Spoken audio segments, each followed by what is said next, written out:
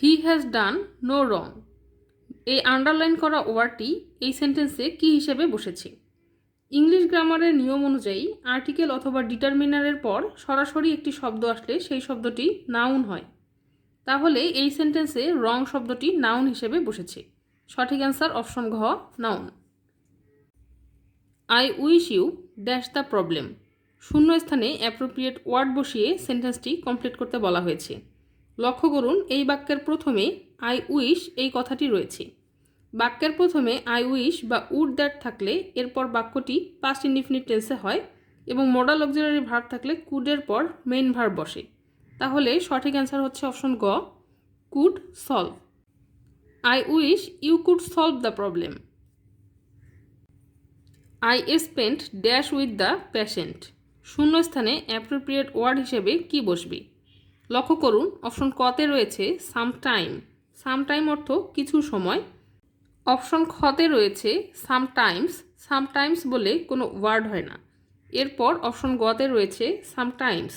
Sometimes অর্থ মাঝে মাঝে, আর সামটাইম অর্থ অতীত বা ভবিষ্যতের কোনো এক সময়।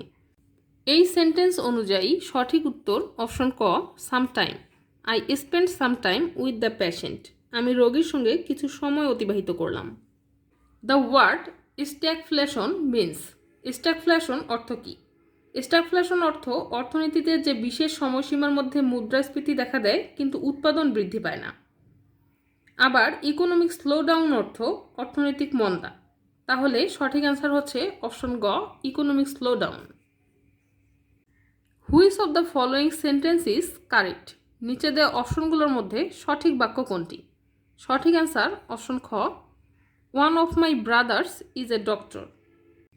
ওয়ান অফের পর যে নাউন বা প্রোনাউন বসে তা প্লুরাল হয়, কিন্তু ভার্ব হয় সিঙ্গুলার।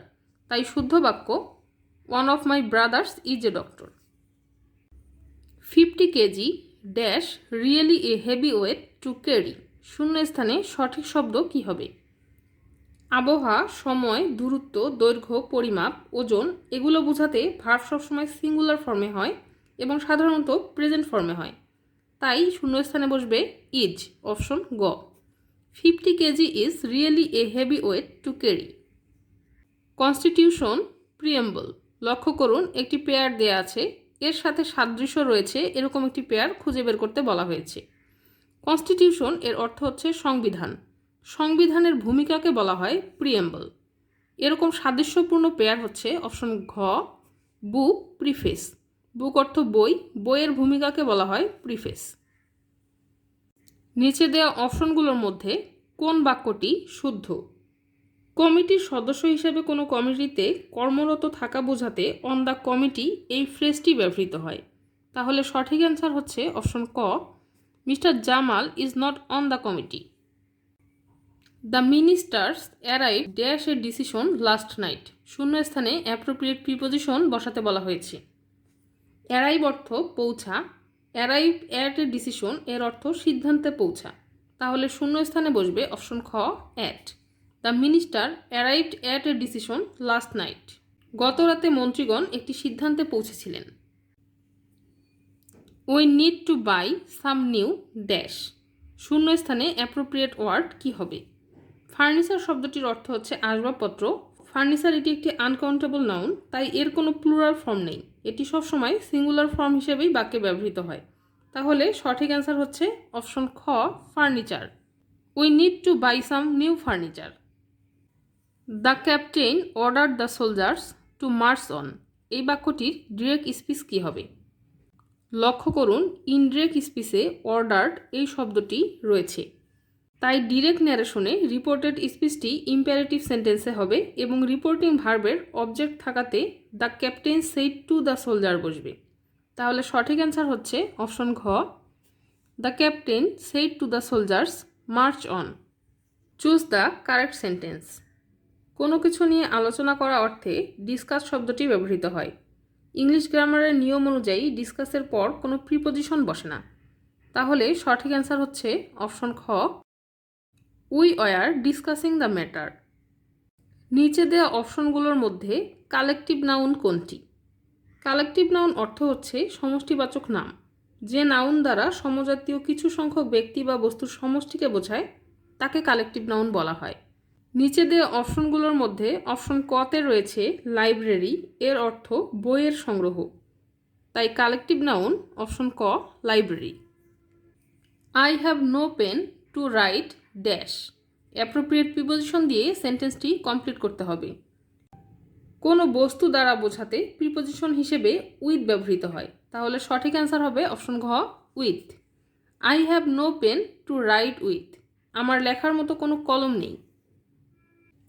তেপান্তর কোন সমাসের উদাহরণ? তেপান্তর দ্বিগু সমাসের উদাহরণ। উপপদের সাথে কৃদন্ত পদের যে সমাস হয় তাকে কোন সমাস বলে? উপপদের সাথে কৃদন্ত পদের যে সমাস হয় তাকে বলা হয় উপপদ তৎপুরুষ সমাস। কোনটি বহুব্রীহি সমাসের উদাহরণ? বহুব্রীহি সমাসের উদাহরণ বিমনা। হাতি শব্দের সমার্থক শব্দ নয় কোনটি? উগর। কোরক শব্দের সমার্থক শব্দ কোনটি? কোরক শব্দের সমার্থক শব্দ কুড়ি। বিরাম চিহ্ন ব্যবহৃত হয় না বক্তার মেজাজকে স্পষ্ট করতে। গৌরচন্দ্রিকা এই বাগধারাটির অর্থ কী? গৌরচন্দ্রিকা এর অর্থ হচ্ছে ভূমিকা। মেঘ শব্দের সমার্থক শব্দ কোনটি? মেঘ শব্দের সমার্থক শব্দ বাড়িত। সোম শব্দের অর্থ কী? সোম শব্দের অর্থ বিধু। নিচের কোন বাক্যটি শুদ্ধ? শুদ্ধ বাক্য অপশন ক সমুদয় পক্ষী নির্বাধে। প্রত্যক্ষ কোনো বস্তুর সাথে পরোক্ষ কোনো বস্তুর তুলনা করলে বস্তুটিকে বলা হয় উপমেয়। কাঁচা মিঠা এর সঠিক ব্যাসবাক্য কোনটি? কাঁচা মিঠা এর সঠিক ব্যাসবাক্য হবে যা কাঁচা তাই মিঠা। সমাস নিষ্পন্ন পদকে কি বলে? সমাস নিষ্পন্ন পদকে বলে সমস্ত পদ। একটি পত্রের প্রধান অংশ কয়টি? একটি পত্রের প্রধান অংশ দুইটি। বাংলা ভাষা কোন মূল ভাষার অন্তর্গত? বাংলা ভাষা ইন্দো ইউরোপীয় ভাষার অন্তর্গত। নিচে দেওয়া অপশনগুলোর মধ্যে শুদ্ধ বানান কোনটি? শুদ্ধ বানান দুরন্ত। বিদ্বান মূর্খ অপেক্ষা শ্রেষ্ঠতর এই বাক্যটির শুদ্ধ রূপ কোনটি? অপশন গ বিদ্বান মূর্খ অপেক্ষা শ্রেষ্ঠ। স্বেচ্ছাচারী ব্যক্তি কোন বাগধারা দিয়ে বোঝানো হয়েছে? ধর্মের সার। কোনটি সাধুরীতির শব্দ? সাধুরীতির শব্দ জ্যোৎস্না। একাধিক স্বাধীন বাক্যকে একটি বাক্যে লিখলে সেগুলোর মাঝখানে কোন চিহ্ন বসে? সেমিকোলন। দ্বিগু সমাসে কোন পদ প্রধান? দ্বিগু সমাসে পরপদ প্রধান। সাধু ও চলিত রীতিতে অভিন্ন রূপে ব্যবহৃত হয় অব্যয়পদ।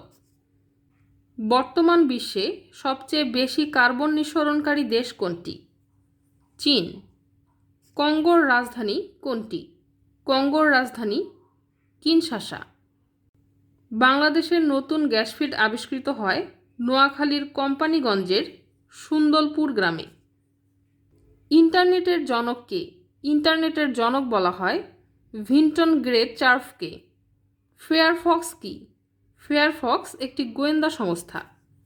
বিশ্ব সাক্ষরতা দিবস কবে পালিত হয়? বিশ্ব সাক্ষরতা দিবস পালিত হয় ৮ সেপ্টেম্বর। নোবেল বিজয়ী প্রথম মুসলিম নারী কে? নোবেল বিজয়ী প্রথম মুসলিম নারী শিরিন এবাদি। দুই মহাদেশে অবস্থিত নগরী কোনটি? দুই মহাদেশে অবস্থিত নগরী ইস্তাম্বুল। সুনামির কারণ হল সমুদ্রতলের ভূমিকম্প। রঙিন টেলিভিশন থেকে যে ক্ষতিকর রশ্মি বের হয় তা হচ্ছে রঞ্জন রশ্মি। তথ্য প্রযুক্তি খাতের উন্নয়নে দেশের প্রথম হাইটেক পার্ক কোথায় অবস্থিত? হাইটেক পার্ক অবস্থিত গাজীপুর জেলার কালিয়াকৈরতে। অপশন ক। কে প্রমাণ করেন যে অ্যানোফিলিস মশা ম্যালেরিয়া জ্বরের জন্য দায়ী? অপশন ঘ স্যার রোনাল্ড রস। ম্যালেরিয়ার ওষুধ কুইনিন কোন গাছ থেকে পাওয়া যায়? কুইনিন পাওয়া যায় সিনকোনা গাছ থেকে। আদিম মানুষের সবচেয়ে বড় আবিষ্কার কোনটি? আদিম মানুষের সবচেয়ে বড় আবিষ্কার আগুন। স্বর্পার্জিত স্বাধীনতা এই স্থপত্যটির স্থপতি কে? এর স্থপতি শামীম শিকদার। সোমপুর বিহার কোথায় অবস্থিত? সোমপুর বিহার অবস্থিত নওগাঁ জেলায়। বাংলাদেশের একমাত্র পানি বিদ্যুৎ কেন্দ্র কোথায় অবস্থিত? বাংলাদেশের পানি বিদ্যুৎ কেন্দ্র অবস্থিত কাপ্তাইতে। মুক্তিযুদ্ধের উপর রচিত কবিতা সেপ্টেম্বর অন যশোর রোড এর রচয়িতা কে? সেপ্টেম্বর অন যশোর রোড এর রচয়িতা অ্যালেন গ্রিন্সবার্গ। বাকল্যান্ড বাঁধ কোন নদীর তীরে অবস্থিত? বাকল্যান্ড বাঁধ বুড়িগঙ্গা নদীর তীরে অবস্থিত। প্রয়াত চিত্র পরিচালক তারেক মাসুদের জঙ্গিবাদ ও তার প্রভাব সম্পর্কিত চলচ্চিত্রের নাম কি? এই চলচ্চিত্রটির নাম রানওয়ে। বাংলা বর্ণমালা এসেছে কোন লিপি থেকে? বাংলা বর্ণমালা এসেছে ব্রাহ্মী লিপি থেকে।